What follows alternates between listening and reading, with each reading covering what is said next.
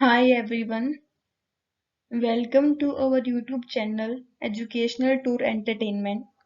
So guys, in this video, we discuss about the MCQs for the class 12 for physics for the boards exam.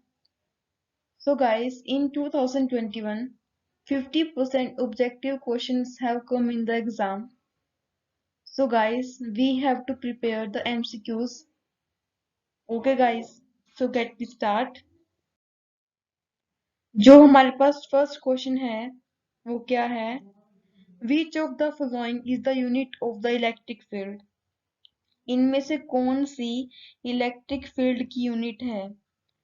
First is coulomb, second is newton, third is volt and the fourth is newton per coulomb. देखो guys, हम यहाँ पे क्या करेंगे, options को eliminate करेंगे. देखो guys, Newton per column तो हो ही नहीं सकता इलेक्ट्रिक फील्ड की यूनिट. ना वोल्ट हो सकता है, volt not chances. Newton, Newton भी नहीं हो सकता है. तो हमारे पास क्या रह गया? Column. So the column is the right answer. The SI unit of the electric field is coulomb. So the answer is A, coulomb. Okay guys. And now the next question is, so guys, second question is, if an electric dipole is kept in a uniform electric field, then resultant electric force on it is. जब हम electric dipole को kept करते हैं uniform electric field के अंदर, जो हमारे पास resultant force होता है वो हमारे पास क्या होता है? सो गाइस, ऑप्शन देखो यहाँ पे क्या है. ऑलवेज जीरो, बी है नेवर जीरो, सी है ऑलवेज कांस्टेंट एंड डी है नन. देखो गाइस, यहाँ पे आ गया हमारे पास नन. तो नन के हमारे पास 21% चांसेस होते हैं कि भी ये सही होगा. तो हम यहाँ पे क्या करेंगे, आंसर्स को एलिमिनेट करेंगे. Okay, then always constant. Constant तो यहाँ पे हो ही नहीं सकता क्योंकि इसने क्या पूछा है, इलेक्ट्रिक फील्ड के अंदर डायपोल पूछा है, तो एक कांस्टेंट तो हो ही नहीं सकता. सो गाइस, इसका जो राइट आंसर है ना वो है ऑलवेज जीरो. वो हमेशा जीरो ही होता है इलेक्ट्रिक डायपोल को जब हम केप्ट करते हैं ना यूनिफॉर्म इलेक्ट्रिक फील्ड के अंदर, तो वो क्या होता है, उसके ऊपर फोर्स ऑलवेज जीरो ही होता है. Okay guys. So guys, now the third question is, the number of electron taken out from a body to produce one coulomb of charge will be. इसने कहा है कि जब नंबर ऑफ इलेक्ट्रॉन टेक करते हैं body से to produce one coulomb of charge, जो electrons होते हैं वो हमारे पास कितने होते हैं, कि नंबर ऑफ इलेक्ट्रॉन हमारे पास कितने होते हैं. द फर्स्ट ऑप्शन क्या है, 6.25 इंटू 10 की पावर 18. बी है 625 इंटू 10 की पावर 18. एंड सी क्या है, 6.023 इंटू 10 की power 23. And D is none. So guys, ये एक्सपेरिमेंटली पता लगाया गया है कि जो हमारे पास नंबर ऑफ इलेक्ट्रॉन्स होते हैं वो हमारे पास होते हैं 6.25 इंटू 10 की पावर 18. सो गाइस, जो हमारे पास इसका आंसर होगा वो क्या होगा, 6.25 इंटू 10 की power 18. The right answer is a. So guys, the fourth question is, if surface of a bad conductor is given charge, then it is distributed on. अगर हम किसी कंडक्टर को चार्ज देते हैं तो वो कौन से सरफेस पे डिस्ट्रीब्यूट होगा? सो गाइस, जिसने फर्स्ट ऑप्शन दिया है वो सरफेस पर ही दिया है, बट इसने पूछा है क्वेश्चन में क्या भी कौन से सरफेस पे वो डिस्ट्रीब्यूट होगा. तो फर्स्ट ऑप्शन तो यहाँ पे नहीं हो सकता. Then B is inside the surface और C क्या है, only inside the surface. दोनों ही ऑप्शन सेम है. सो गाइस, इन दोनों को हम टिक नहीं कर सकते हैं. एंड जो फोर्थ है वो हमारे पास है नन, इनमें से कोई भी नहीं। ना ही हम सरफेस को टिक कर सकते हैं और ना ही बी को इनसाइड द सरफेस को, और ना ही ओनली इनसाइड द सरफेस को टिक कर सकते हैं। सो गाइस जो हमारे पास आंसर होगा वो क्या होगा? None. So the right answer is none. Okay guys. So guys, now the fifth question is the dielectric constant of a metal is। इनमें से dielectric constant of a metal क्या होगा? जो फर्स्ट ऑप्शन है वो है 0, सेकंड है 1, and सी है इन्फिनाइट, एंड डी है -1। सो गाइस देखो यहाँ पे ना 0 हो सकता है, ना 1 हो सकता है, और ना ही -1 हो सकता है, क्योंकि इसने क्या पूछा है हमारे पास? Dielectric constant of a metal.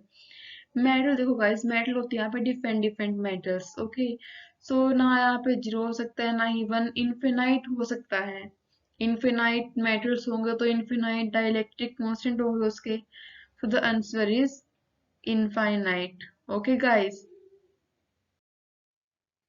So guys, the sixth question is the SI unit of dipole moment is। इनमें से dipole moment की SI यूनिट कौन सी है? So the option A है हमारे पास कोलम, B है कोलम मीटर, C है न्यूटन, एंड D है न्यूटन मीटर। So guys देखो यहाँ पे ना ही कोलम हो सकती है, क्योंकि हमारे पास कोलम किसकी होती है? इलेक्ट्रिक चार्ज की होती है ना।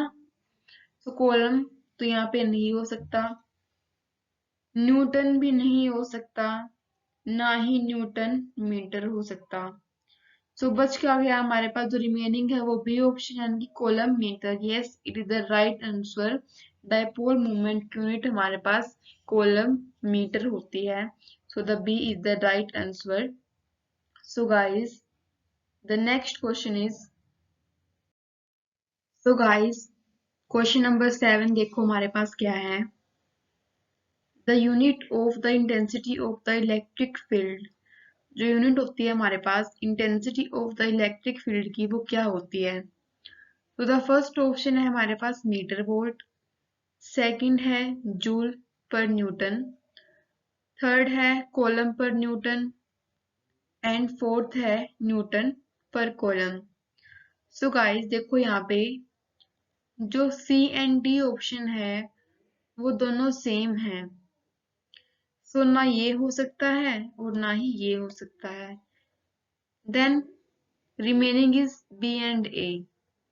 बी क्या है हमारे पास? Joule per newton. So guys यहाँ पे जूल, जूल वर्ड की बात हम वहां करते हैं जहाँ पे आती है हीट की बात। तो यहाँ पे तो इलेक्ट्रिक फील्ड की बात की गई है ना, तो ये भी नहीं हो सकता, बी ऑप्शन भी नहीं हो सकता। Then the remaining option is A. So chances हैं इसके 100% की यही होगा, क्योंकि वो तो कुछ बचा ही नहीं है ना। So answer is metre volt, क्योंकि यहाँ पे इलेक्ट्रिक फील्ड की बात की गई है ना, तो इलेक्ट्रिक फील्ड की यूनिट तो हमारे पास मीटर वोल्ट में ही होती है हमेशा। तो द आंसर इज यहाँ पे क्या होगा? Meter volt is the right answer. So guys the next question is question number 8। 1 volt is equal to. जो हमारे पास 1 वोल्ट होता है वो किसके इक्वल होता है? First option is 1 joule, second option is 1 joule coulomb inverse, and C is Newton meter, third is none। None की बात आ गई तो हम यहाँ पे आंसर को एलिमिनेट करेंगे, ये तो हो ही नहीं सकता, नॉट चांसेस। 1 जूल भी नहीं हो सकता, क्योंकि इसने वोल्ट की बात की है तो वोल्ट में कॉलम तो आएगा ही। ओके, सो हमारे पास कॉलम किस में है? बी में है, 1 joule coulomb inverse. The right answer is B, 1 joule coulomb inverse. Okay guys, the next question is. So guys the ninth question is a positive charge conductor. जो हमारे पास पॉजिटिव चार्ज कंडक्टर होता है वो क्या होता है? देखो जो फर्स्ट क्वेश्चन है, जो फर्स्ट ऑप्शन है वो हमारे पास वो क्या है? नेगेटिव सेकंड है ऑलवेज पॉजिटिव, थर्ड है may be positive, negative and zero, and fourth है जीरो।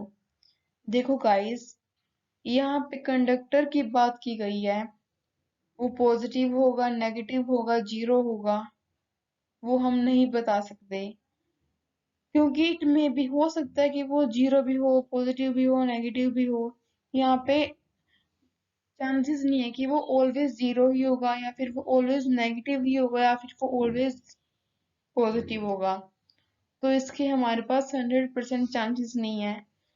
तो यहाँ पे हम क्या ऑप्शन फिल कर सकते हैं, may be positive, negative and zero.